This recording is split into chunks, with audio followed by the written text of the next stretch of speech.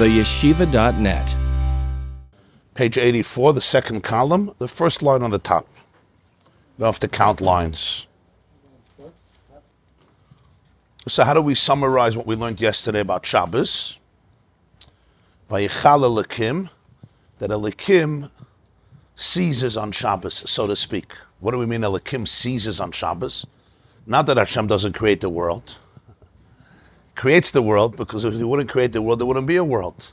We say, Amachadish B'tuvoi, B'chol Yom Tamid Masa B'reishis. We say it on Shabbos too.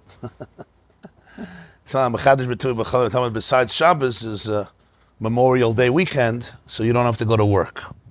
So you don't create the world. It creates the world, but as the Alter Rebbe puts it in another Maimer, it doesn't create the world with Dibur, it creates the world with Machshava. Or it doesn't create the world with Yesh, it creates the world of Ayin. It doesn't create the world with Mamale, it creates the world with Soiviv. That's Pshat Aliyah Sa'olamus. Everything is the same, but everything is different. Because everything is the same, you could also completely ignore it. You could not see it, because it's the same. But everything is different for the person who sees the difference. When I've been writing, in his marshal of writing, and I invested my entire focus, and I was mitzamtzam, I shrunk, I condensed, I defined myself by those words. That's myself that comes out. And it's complete, it's not fake, it's real. And then when I withdraw and I come back to myself and all that energy is reclaimed by me, somebody who's looking at my hand and hasn't seen the process will just see the same hand. The hand that was writing, maybe I put down the pen. Or even if I didn't put down the pen, it's not something you'll see in the hand. But somebody who experiences me knows that it's in a completely different space. It's feeling the inner rhythm, the inner heartbeat, as they say. So everything is the same from one level, and everything is different on another level. And that's why you'll see in all the tefillos of Shabbos, the Chazal have interesting expressions on Shabbos that first hashkafa, it's hard to understand. Just a day of rest. It's a day of rest, fine. So there's some made a Sunday. They copied Shabbos. They made Sunday. They used to call it the Sabbath in America, Christian Sabbath. And it's a copy of the Jewish people's Shabbos. But for example, you say in the Shemoneh Esrei of Shabbos, that's where they brought out the Likkutei of Shabbos. So Beiniyu bein b'nei Yisrael oisi la'olam. It's psah. Beiniyu bein v'shamru. Beiniyu bein b'nei Yisrael oisi la'olam. It's an intimate. It's between me and you. It's like you say this is an inside experience. What's the inside experience? You rested. So. V'lo nesate Hashem Elokeinu l'goyei haratzos. Yeah. V'lo nechaltem alkeinu. V'gam b'menuchosoi lo yishkenu areilim. Arela means people who are stuffed. They can't rest in his rest. Menucha. Why can't they rest in his menucha?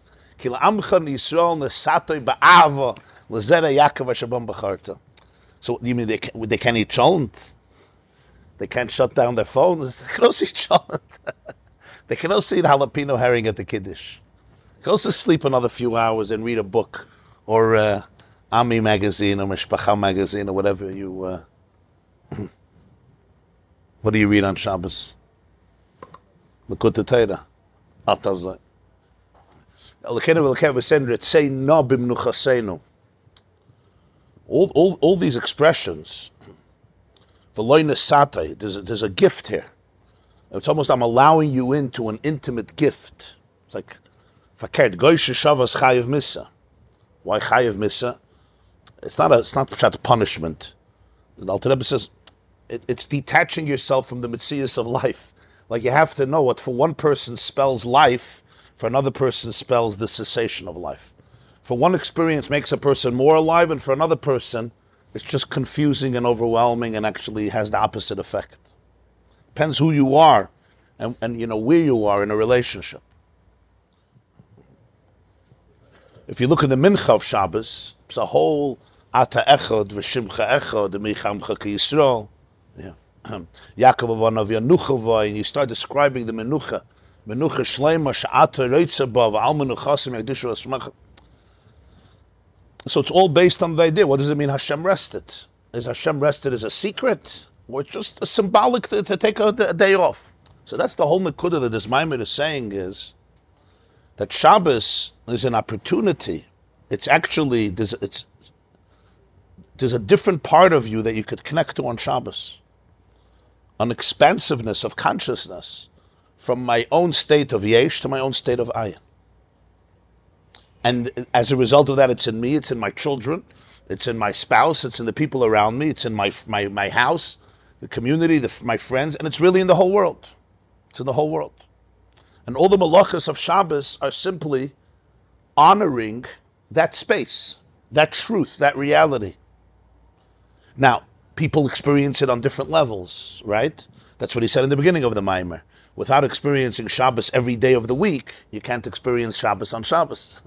There's the Shabbos of Sunday, there's the Shabbos of Monday, the Shabbos of Tuesday, Wednesday, Thursday, Friday, which is the time of davening, and then from all of them, Vert Shabbos.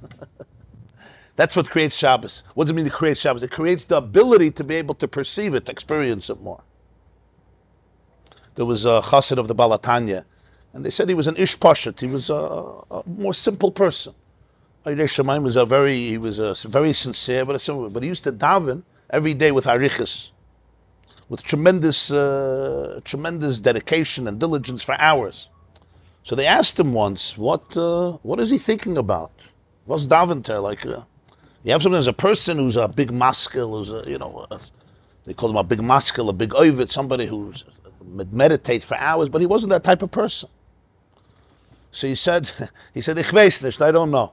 Aber he was a chassid of the Alter Rebbe. He said, ich gehed von Rebbe mit 40 Jahren zurück. 40 years ago, when I was young, I once heard from the Alter Rebbe. It was Shabbos. The Alter Rebbe said, Zacher v'shomer b'dibur echad. We say in the Chadaydi, Zacher v'shomer b'dibur echad. Right? Zacher and Shomer was said in one dibur. So he said in Yiddish, the Rebbe gesagt, Zacher v'shomer b'dibur echad. In jeden dibur, in jede Wort und in jede Sach, in jede Dover, darf man gedenken und hitten dem echad. In everything, in every word, you have to zacher, remember, and shomer, protect the echad, the oneness. So he said, that's what I daven with. So 40 years he was davening with this word. B'dibur echad. Zacher v'shomer b'dibur echad. Because it's very easy to become fragmented. Who's not fragmented? If you're a person, you're fragmented, compartmentalized, right? If anybody's honest, part of the human condition is fragmentation, exact opposite of echad. So he says, Zacher, you have to remember, it's counterintuitive. Once you understand that it's not counterintuitive, but it is counterintuitive. Zacher v'shem b'dibrach. So that's the nekuda of Shabbos that he explained barichas that we discussed yesterday. So now he goes to the next level.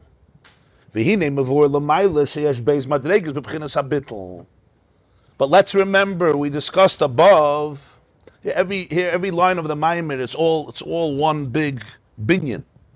So every nekuda that he said is being expressed in all the themes. We explained before, there's two inyonim, there's two madregas in bittul. There's two madregas means, of course, steps, but here it means two states, two levels. A madrega, two states of consciousness in bittul. Remember, he spoke this bittul hayesh and this bittul b'metzias, right?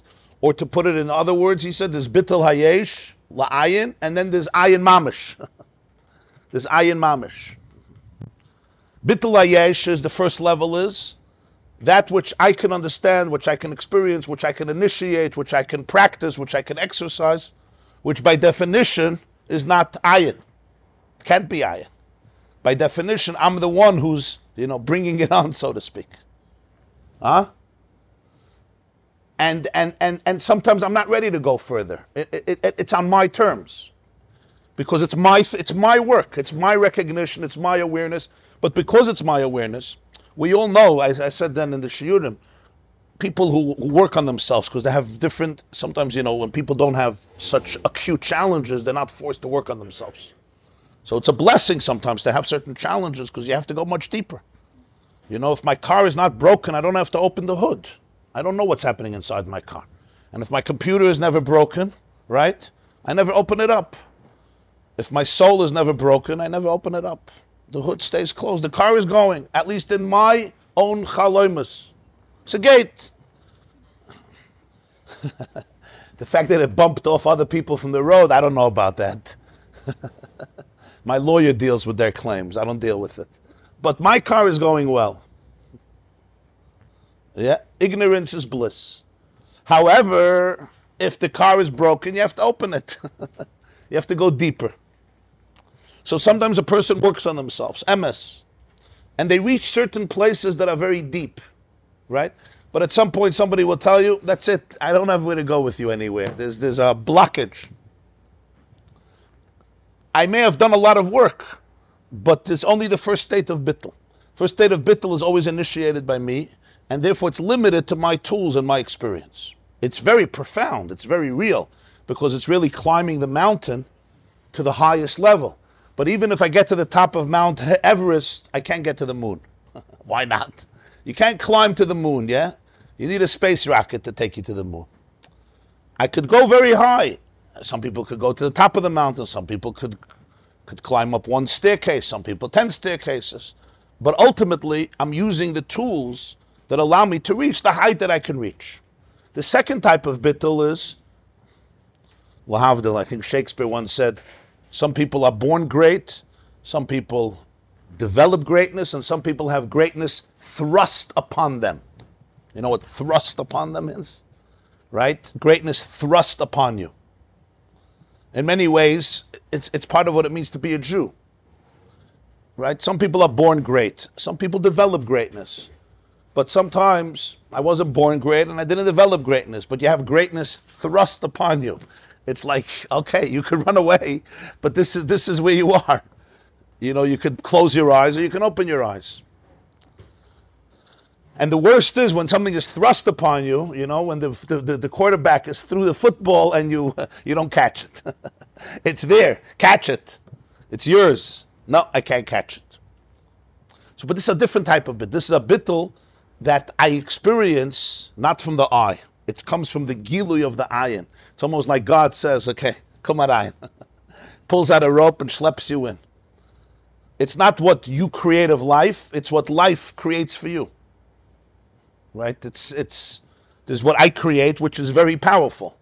But it doesn't come close to what life brings on. You relate to what I'm saying? Huh? You know, people get married, they plan what type of life they're going to have. Yeah, you did that? Right? What type of marriage and what type of children and what type of nachas, huh? What type of music is going to play in the background in the kitchen with a speaker? So the house is going to be serene and tranquil, not like your house when you grew up, Alam Geshriyan. Friday afternoon is going to be the most serene place. 4 o'clock in the afternoon, you're going to take a walk on the water and do poetry, Pushkin, like you say. And it's all good. And we make adjustments in life, right? But what really creates life is nothing I planned or initiated. It's a whole different experience. And that's where real bittul comes in, because it's from a place that's deeper than the yesh. So that Rebbe said there's 2 states of bittul. I can imagine the melech, and then I could show up and see the melech, and then it's like, whoa, that's real bittul. I taka lose myself. I lose myself because I couldn't prepare myself to lose myself. You know the difference? There's preparing yourself to lose yourself, and then there is mefalert there's taka no zich over there. So he said that there's 2 inyanim in bittul. Schar mitzvah mitzvahs, the mitzvah is bittul. But the tchias hamesim, that's the schar mitzvah, that's the bittul amiti. So he says, Oy bazay ha'alef b'chinas bittul hayesh la'ayin, v'hu isarusa de l'sata l'b'chinas gilui bittul ha'amiti. Don't underestimate the first bittul. The first bittul is the isarusa de l'sata. It's the work that's needed below to be able to come to the bittul ha'amiti. Dahainu sheyeh gilui b'chinas ayin mamish. What does it mean, ayin mamish? It's taka that the real ayin is manifested in a person. Hainu oirein seif baruchu mashu b'b'chinas seif of kalalman ve'einei musa klal v'lachei nikra ayin.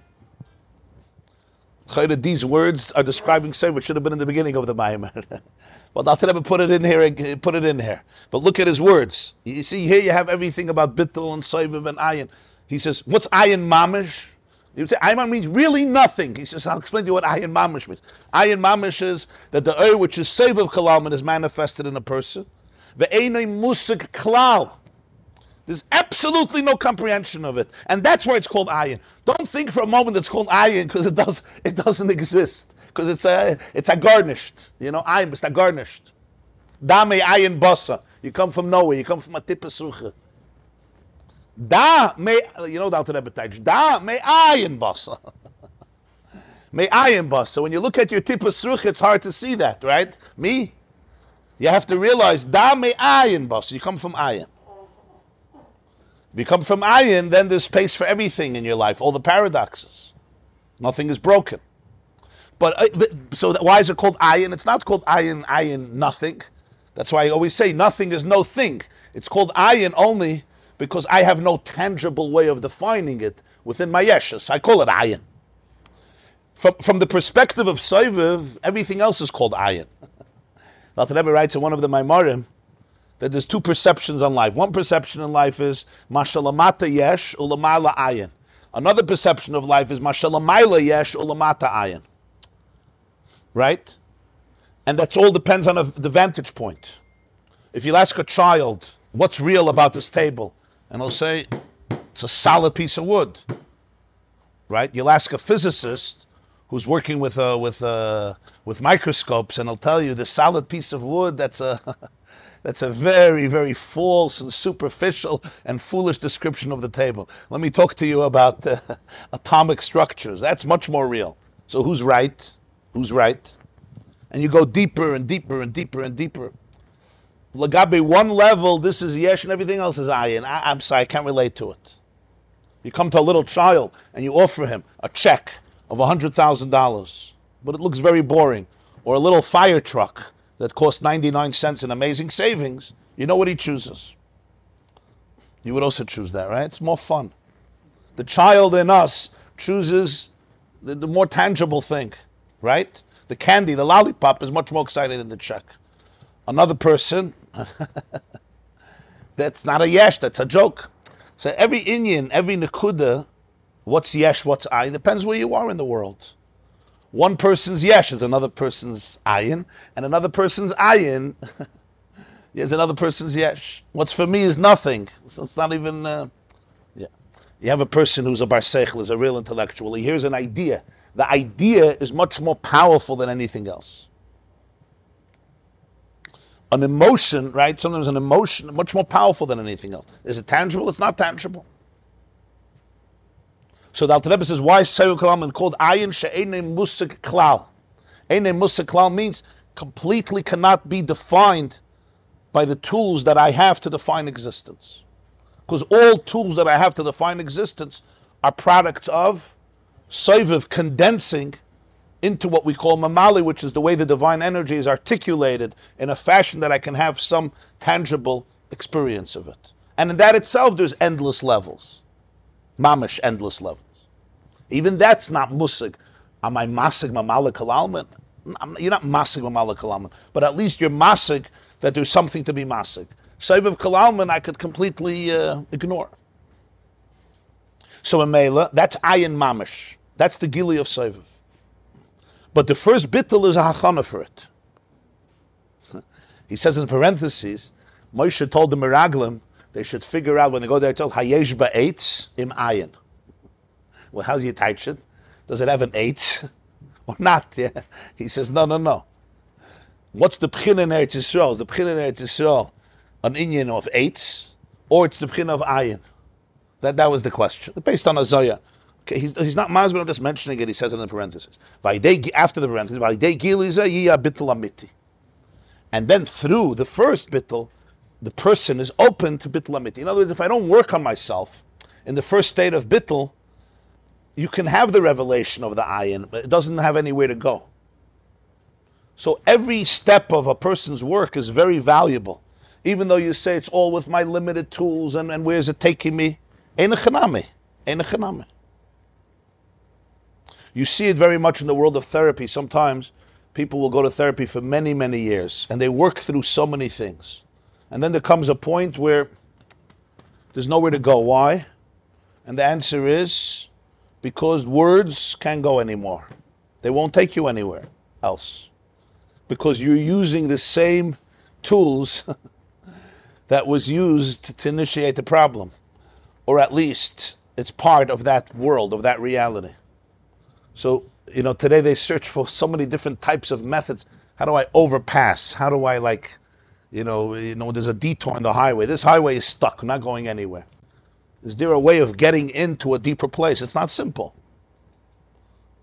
Because it's not something, okay, let me understand this, let me stop understanding. The moment you have to understand and analyze and dissect, you're just not going to get there. You're going to get to the place that you're controlling, which could be tremendously valuable. The place that you're controlling. Because I'm controlling a lot and I could maybe release some control or see things differently. Change perceptions, change realities. However, sometimes you need an ayin mamash from a place that's einoy musik. That's a whole different type of bitl. It's a whole different type of gilui. It could be very scary if you don't understand what ayin is. I'm not in control. If I'm not in control, what's left? Ayin. V'kach yuvon sheyesh beis b'chinas elu b'Shabbos. If the whole inyan of Shabbos is bittul yesh la'ayin, if the whole Shabbos is the aliyah of Mamali and Soiviv, so of course there's two dimensions to Shabbos. Of course there's two dimensions to Shabbos. If there's two dimensions to bittul, there's two dimensions to Shabbos. V'zeu inyan shtei Shabbos kilchason sheyesh b'chol Shabbos. Dainu Shabbos tatov v'Shabbos ilah. And that's pshat what Chazal say. If the Jews can celebrate two Shabbosim kihilchason, they mean the two Shabbosim in each Shabbos. Shabbos Tatov and Shabbos Ilah. The lower state of Shabbos and the higher state of Shabbos. V'hinei lahov v'ninyan Shabbos Tatov. To understand what is Shabbos Tatov. Now it's interesting. The whole paragraph he explained what Shabbos Tatov is. Vayishba is Vayichala Lekim, but apparently not. He says lahov v'ninyan Shabbos Tatov. You would think he explained it already, no? Tzarich lachtem chile in your mitzvah shviyis hakasav b'sedra zois shenikris gamkin Shabbos k'mei shakasav b'shavsai Shabbos l'Hashem shul gamkin b'chinas Shabbos v'aliyah shayesh batalaya. To understand Shabbos Tatah, you have to understand another Shabbos. There's another Shabbos. There's a Shabbos in days every week, and there's a Shabbos in years. The seventh year, which we call sabbatical year in English, which is Shemitah, which is the Torah calls Shabbos in Parshas Behar. The Torah says, when you come into the land, Shabsosai, Shabbos l'Hashem. The earth should experience Shabbos. It's called Shabbos. It's not the Shabbos every week. It's a Shabbos once in 7 years. As I mentioned, I think in the beginning of the Shir, this year, Tavshin Pei Beis, is a year of Shemitah, which in Eretz Yisrael has tremendous consequences. The year of Shemitah is a year of Shabbos. So it's also Shabbos. The earth rests. Why is it called Shabbos? Because what's Shabbos? We learned Shabbos is bittul, tashbisul. What's bittul? Bittul is aliyah. What does aliyah mean? Aliyah means that the yesh ascends into a deeper interpretation, into a deeper state. What's the connection of Shemitah to Shabbos? Kishei shanim shezirei v'chodesh v'koytzel la'atzma yubchinas yesh v'davar. V'ha'aretz ha'peiresein shaloi dafke. Nimtzu ubchinas yesh v'davar. Ub'shviyus ubchinas bittul yesh v'lechei nasa peires hefke. He says over here, it's Gar Pashat. What's the Seder of Shemitah?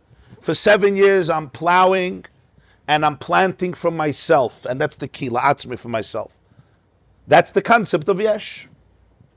I have a field, it's mine, it belongs to me, I work hard, I want to produce the harvest, the grain or the fruits, and enjoy them or sell them, make money off them. The earth and the fruits are mine, it's mine, it's not yours. That's the statement 6 years. And that's how it is halachically. It's mine, it's not yours. And if you walk in and you break my fence and you come into the field, it's thievery. You're not allowed to unless I give you permission.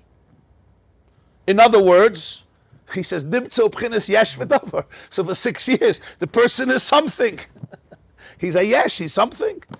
It's my land, it's my field, it's my fruits. Shali, shali. Shalach, shalach, shali, shali. There's identity. That's what it's based on. There's no identity. There's no ownership. Judaism doesn't completely adhere to a socialist worldview where nothing belongs to me. Animal farm, everybody is equal and some people are more equal than others. It's mine. That paradigm is a paradigm of yesh v'davar. It's my house, it's my field, you have no right to come into, and if you come in, I will sue you. That's 6 years. What's Shvius? Shvius is bittul hayesh. In a very literal way. It's not, the Torah says, make your fruits hefker. No, that's a result. In the 7th year, there's a nekuda of bittul. B'meila, the fruits become hefker. He's saying that it's not, there's a halacha, Shemitah, the peiros have to be hefker. Yeah, it's true. He says, but it comes from a pnimius. Shemitah is Shabbos. There's bittul hayesh. B'meila, the fruits are hefker. The halacha by Shemitah is, in Eretz Yisrael, all the fruits that grow on all of your trees, you can have 1,000 fields, 1,000 orchards. Everything is ownerless. In fact, you're not allowed to lock a gate on Shemitah. If you have a gate, you have to open the lock. And everybody is allowed access. Jews, non-Jews, and animals. You can't even stop animals. It's a chiddush. It's not just you have to allow everybody in the community. No. Everybody, every person, Jew and Gentile, every animal. Every animal. A sheep wants to come, a goat wants to come, an ox wants to come. Even a cheetah or a tiger want to come. Pajalasta, it's yours. What's that based on? It smacks in the face of any capitalistic model of success. It's my field. I bought it. I planted. I worked on it. I planted these trees. 1 year. Next year, it's not hefker. Next year, I lock the gate. You have no access. It's gneva. I'll sell it to you. So the Rebbe says, in order for the yesh to be a yesh, you have to always go back to ayin. If the yesh doesn't go back to ayin, the yesh is going to become too wounded, too complicated, too broken, too detached. Now your kids are also allowed to eat on Shemitah. You don't have to starve on Shemitah. You're also allowed to go and take. But you're taking from your field like you're taking from Hefker. That's the pshat in Shemitah. I'm allowed to go and eat apples from my apple tree and feed them to my family. But I'm like a stranger. In my own field, I'm a stranger. The pasuk says in Behar,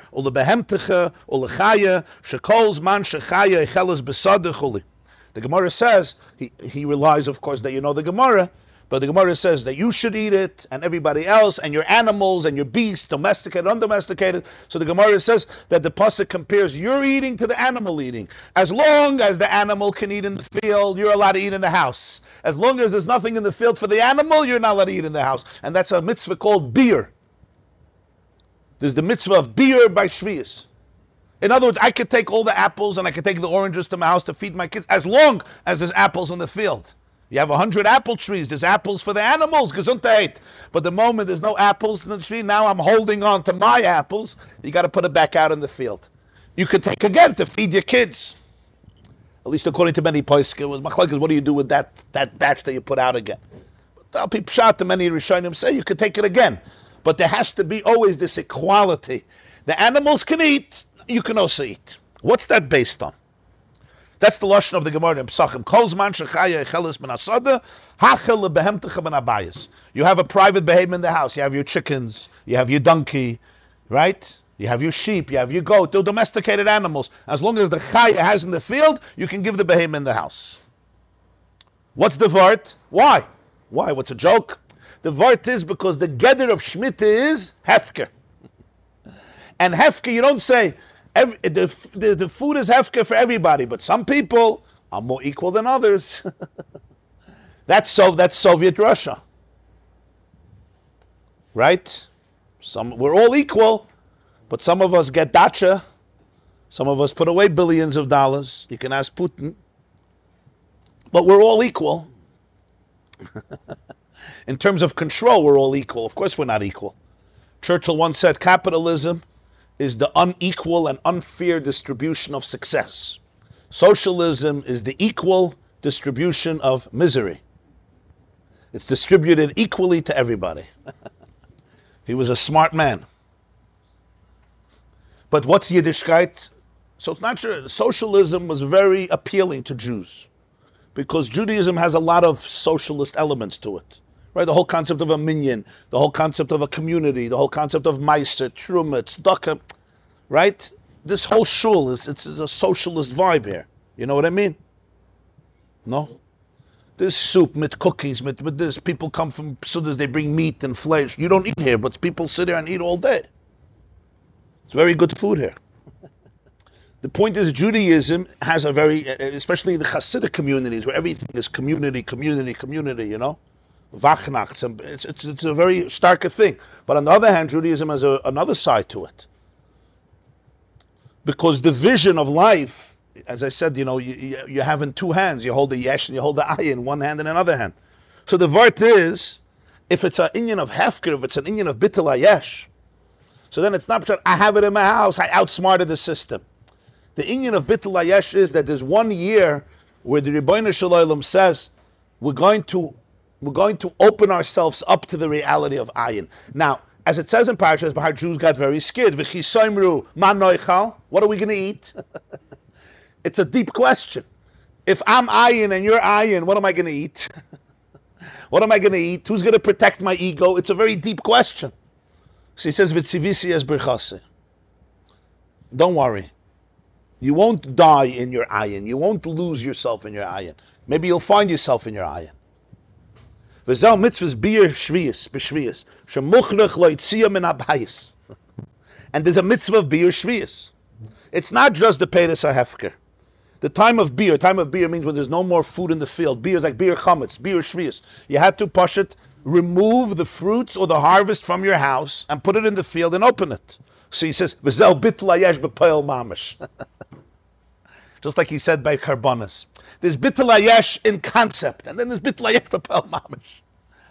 I'm taking my money and giving it to you. I'm taking my fruits and putting it out. That's not bittul hayesh in theory. This is b'poel mamish bittul hayesh. You could do it begrudgingly, or it's a real sense. The Chassidim of the Alter Rebbe had a language in English, in Yiddish. The Rebbe would say over, he heard from his father-in-law, the shtickle breut was ich hab, is deiner wie meiner. And he would add, v'hoyu magdimim milas deiner le milas meiner. The piece of bread that I have is yours like mine, but they used to first say the word yours. V'hoyu magdimim milas deiner le milas meiner. They would first say deiner before meiner. In the world of ayin, it's never a zero-sum game. It's like imagine in a marriage, yeah? Somebody tells his wife, you know when I'll be happy? When I'll win the argument. Or the other spouse says, when I'll win the argument, I'll be happy. By definition, you don't understand what a relationship is. A relationship means for me to win, you have to win. And for you to win, I have to win. That's what a relationship is. So Yid once came to me, he said, he married the wrong woman. What happened? He said, I thought I'm getting a BMW. I ended up with a Buick. You remember the Buicks? Your father ever had a Buick? So I told him the problem is you were looking for a car, not for a wife. It's a very good definition. BMW versus Buick, right? It's mekachtos. And in Baba Metzia, there's a whole sugya about mekachtos in business. But you were looking for a car.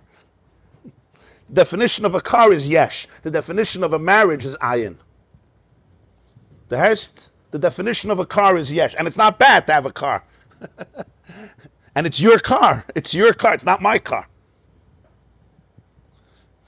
But the definition of a marriage is ayin, not yesh. Now, it's a challenge because we bring our yesh into a marriage. So the definition of a marriage is really bittul hayesh la'ayin. I'm just giving an example. That's what Shemitah is. Shemitah is, it's not give him the fruits because you're a nice person. That's not the word. That's not give him the fruits because you're a nice person. That's yesh. You're a nice person. I'm not saying you're not a nice person. That's not the word of Shemitah. The word of Shemitah is the shtickle breut was ich hab is deiner wie meiner. It's a vision of the world of ayin. What's ayin? Ayin is there's real oneness. There is organic oneness. If the doors of perception were cleansed, everything would appear as is, infinity. So it's an invitation to see the world from that perspective. And then he goes even further. V'gam ma'shetola ha'kosav achilas adam b'achilas chaya sheb'shekol l'chaya min hasoda asur lo yilechel v'chayav l'vayin hainu neshu bitul hayesh at she'adam u'behema shavim. If you like animals, this is a piece for you. It's a fascinating halacha. I understand if the poor person, if the kohen didn't get his truma, I can't eat. Here it's much deeper than that. For the person to eat, the animal has to be able to eat. Not my animal. A stray animal. A chaya, even a chaya. An undomesticated animal, or your animal. As long as that your animal or any animal doesn't have food in my field to eat, I'm not allowed to eat the food in my house. We have equal access. He says, where do you have a perception in halacha where man and animal become shava, become the same? They're treated the same. He says, that's bitul hayesh. That's bitul hayesh. The mitzvah of biur shviyas, you learn from the chayas. It says, lebehem techol chaya. V'zel mipnei shu Shabbos ha'aretz v'aliyah b'bchinas sovev kalam. Such a type of bittul that as long as the animal doesn't have the food, I can't obtain the food. You go outside and there's an animal and there's a certain equality. We almost share ownership of this world. The whole raison d'etre of the human is I control the world, I rule the world. Hashem even told Adam Rishon, Milu asaretz v'kif shua. Okay, in the time of Adam, he wasn't allowed to eat animals, only vegetation and produce. But after Noach, they were allowed. But here we're not only talking about not eating them. Here we're talking about my fruits. They're my fruits. No, they're yours as well. Not just with another person, with my brother, with my sister, with my cousin, with my community member. With a non-Jew, but much more than that, a non-human being. Maybe a person has a tzelem elikim, okay? We're all responsible for humanity. We're all part of the brotherhood of mankind, right? It's one of the basic ideas of Judaism. Chaviv adam shenivra b'tzelem. Besides kol yisrael arevim zeh b'zeh, there's something called mankind that everybody is responsible for. L'saken olam b'malchus shin daled yud. The Rambam says it's a mitzvah to influence every person in the world to observe Sheva mitzvahs b'nei Noach. In Hilchos Malachim, he says, Mepia, it's not a no in Rambam. The Rambam says that Moshe, when he gave the Jews the Torah, he gave them a commandment from Hashem that they have a responsibility to influence every citizen of mankind to observe Sheva Mitzvahs B'nai Noach. It's just over the years in Golos, there's so much segregation and so much anti-Semitism that, the conception by Jews is, just leave us alone and let us be Jews. Last thing we have to think about is, right, convincing others. Today we live in a different generation, but the nekuda is that that's a responsibility for people. But here you see a whole deeper inyan, this sense of equality with the animal. Like every idea can also be misconstrued. In the 21st century, there's a lot of interesting ideas about equality. Because it's ayin on my terms. When I say it's ayin, it's ayin. When you say it's ayin, it's not ayin. Everything is tolerated besides your view. That's the only thing that's not tolerated. I'm just mentioning that because, things could be misconstrued too. Such a sense of oneness is only when there's an aliyah into Sevev Kalam. Alter Rebbe says such a top uptight in halacha could only be from Sevev. And that's what Shabbos is. Why?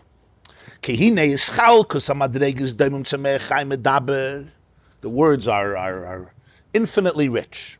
The definitions in our world, doimim, tzemeach, chai, medaber. Doimim is the inanimate, the lifeless. Minerals, rocks, earth, water. Tzemeach is the world of vegetation. Chai is the animal kingdom, and that includes all living organisms in terms of living organisms as rodents and mammals and reptiles and fish, and birds. And then you have Medaber. Medaber is the speaking, the one who speaks, the person. It's called Medaber. The one who knows how to bring things into oisius and complicate everything. Why are we called medaber? It's an interesting thing. We should be called Baal Seichel. So Alter Rebbe says, no. The chiddush of a human being is dibur. Everything has a story. Everything is oisius. So he says, that difference between doimim, tzemeh, chai, medaber, zel, mitzat, p'chinas, mamale, kalalma. Mamale says, doimim, you're a squirrel. Get out of my garden, you squirrel. I'll build a fence. You're a deer. Go eat by somebody else. That's mitzad mamale. And mitzad mamale, it's emes. I'm not a rock. I'm not a tree. I'm not an animal. And I'm not you. And it's important. Mamali is not fake. Mamali is real. It's God. Mamali's Rabban is not fake. It's real.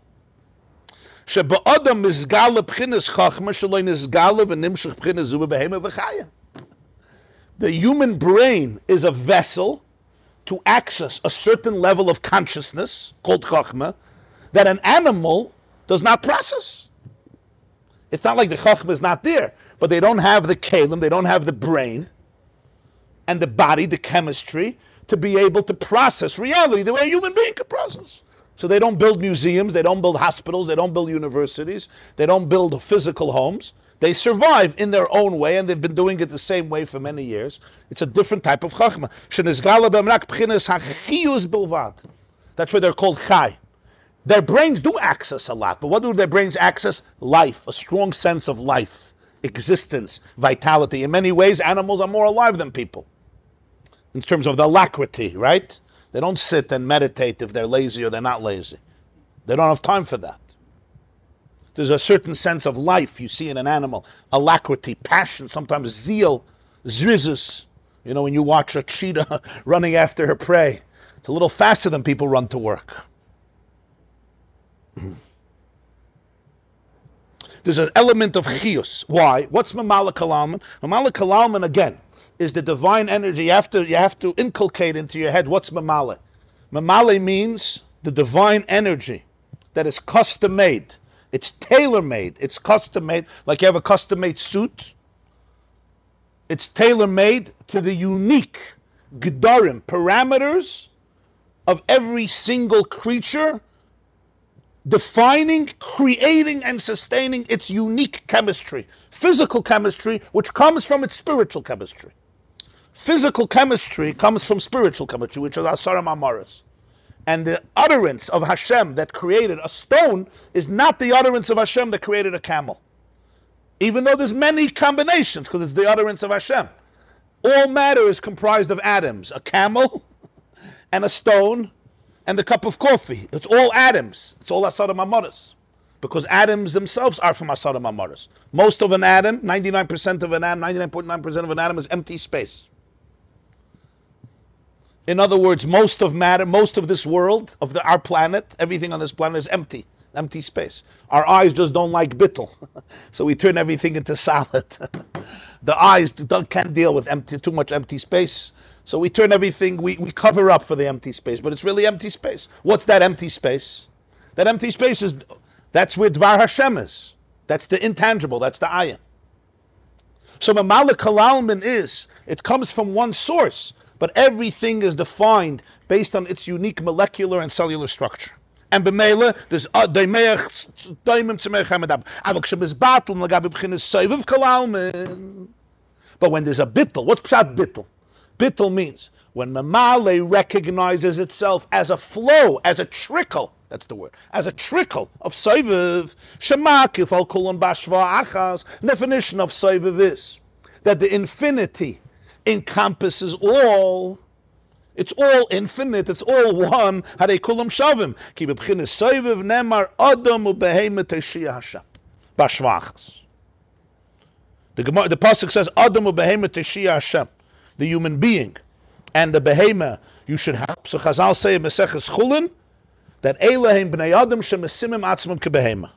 What's that mesimim atzmam kebehema? They make themselves like a behema. So Alter Rebbe teaches, you make yourself like a behema. I'm nothing. Mesimim atzmam kebehema means you go to Soivav Kalam. When there's Soivav, that's a mesimim atzmam kebehema. When there's the real bittul, so then the adam and the behema are one. V'hainu b'chinas behema rabba. There's something called Behema Rabba, which means you have it in Yoina. Al Pi Kabbalah, it's the Behema that's higher than the person. The great Behema that's L'mayla min Adas. That's what it's really. B'simim atzmo kebehema, you go L'mayla min Adas. V'lachein b'achilas shviyas, adam Behema shaven v'hainu adei izgalos seviv kalam. So in Mela, that's by shviyas, that's the inyan of shviyas, the inyan of seviv kalam.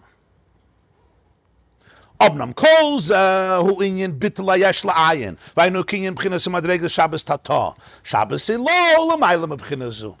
But this is all the first level of Shabbos, Shabbos tata, which is expressed in the 7th year in Shemitah. Then there's something called Shabbos Ilah, the higher level of Shabbos. The higher level of Shabbos. That will continue, Be'ezrat Hashem, Thursday morning, 7:45. A guten Tag und a freilichen Chodesh. Und a freilichen Kabbalah Satira. Thursday morning will be the next year. So that's one of the bigger questions in terms of, social human history. We cherish the free market. And we cherish freedom. We cherish creativity. It's a very great value, supreme value. We also cherish equality. Problem is they seem to be mutually exclusive. The free market is very good at generating revenue. It's not very good at distributing the revenue in terms of equality. Equality is a beautiful ideal, but it would undermine the free market. So it's a complicated question. Anybody who has an easy answer to this is obviously not understanding the problem. You see in Halacha, and I guess Parshas Behar is the parsha of this, how subtle its approach is, where it will not undermine either.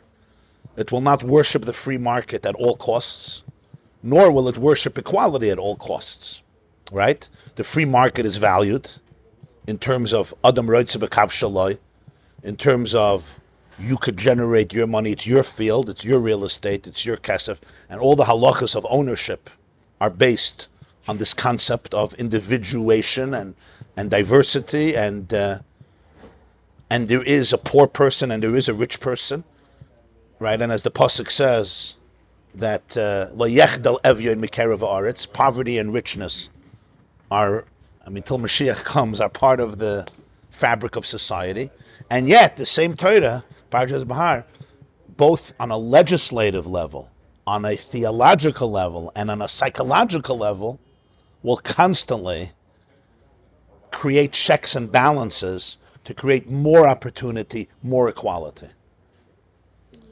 Practically, legislatively, Shemitah. Shemitah cancels all debt. You start off again on a clean slate. I'm talking biblically. The later was the Prusbul.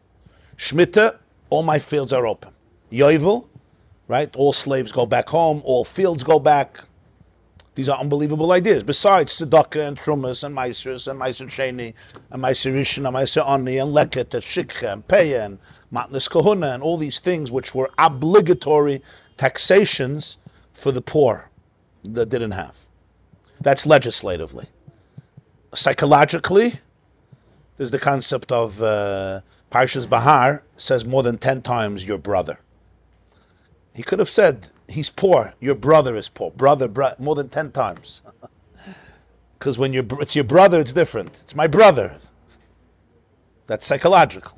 And theologically, it's the idea we're learning now. Lashem haaretz umloya, ki li kol haaretz. It's my world. So even though you have the money, it's not really yours, it's mine. I gave it to you, but it's mine. And that makes a whole difference. That makes, if it's really mine, Hashem's, ki li kol haaretz, then there's the concept of bittul hayesh. And once in 7 years, we're gonna not play that game. We're gonna play that game. We're gonna basically go back to that space. It's mine. It's not yours. Life is mine. The world is mine. The earth is mine. So it's very profound. Rabbi Sachs would write a lot about this. It's very profound how the Torah really is always very delicately synthesizing worldviews that l'chayra are mutually exclusive, because they're both valuable. The free market is valuable, and equality is valuable. And you see, there's a halach of Amma Ivriya. You know, the halach of Amma Ivriya, people read it, they get very queasy, because they don't understand it.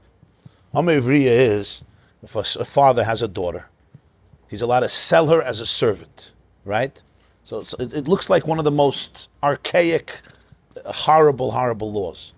When you read the Chazal about Masechta Kedushin, Pakistani law. yeah, but when you read the Psukim, it's not Pashut. Because the halacha is, you're talking about a father who has no bread. The girl is starving. So this is a very, very poor family. So the shaila is, what does he do with his daughter? So the Torah gives an option. He doesn't have to. But the option is, he sells her, so to speak, when she's a girl. And by the way, he can only do this till she's 12. Once she's 12, once she's a naira, she goes out. Yeah. So she works in a house. Basically, she gets a job in a house, sachakel, and they feed her. They feed her, they give her everything she needs. But it's even more than that. It's even more than that.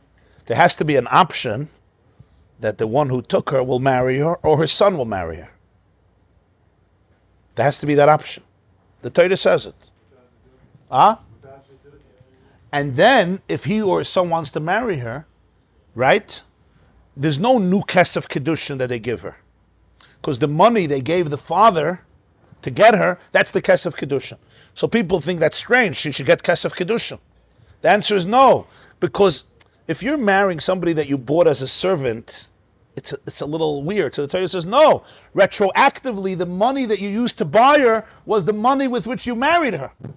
So it's like she was married almost from the day she came in, even though she wasn't. If he doesn't, he has to let her go free. Big day ba. So she could leave at 12 if she wants. I mean, she could stay and work there, right?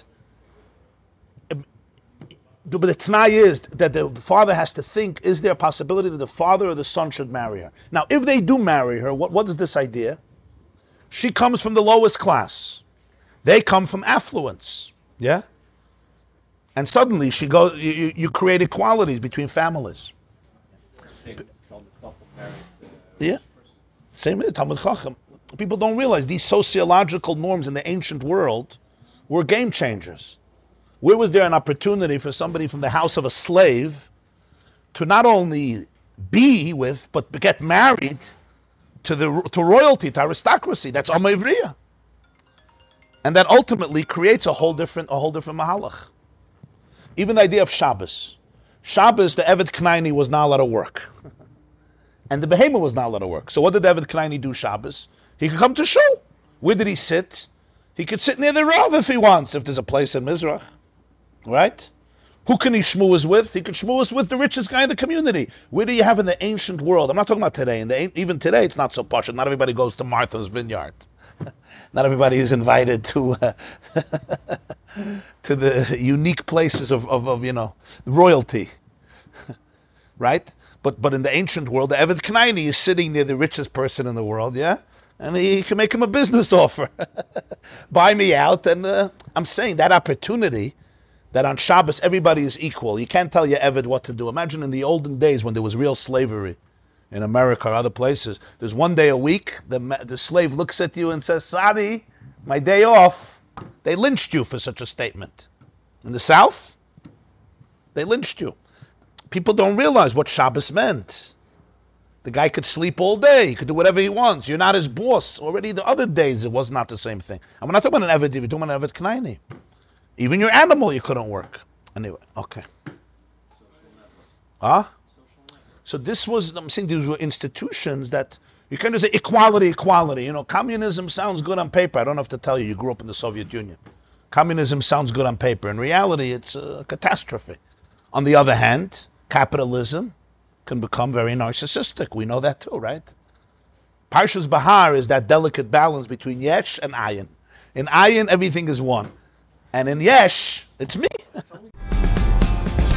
This class is brought to you by theyeshiva.net. Please help us continue the classes.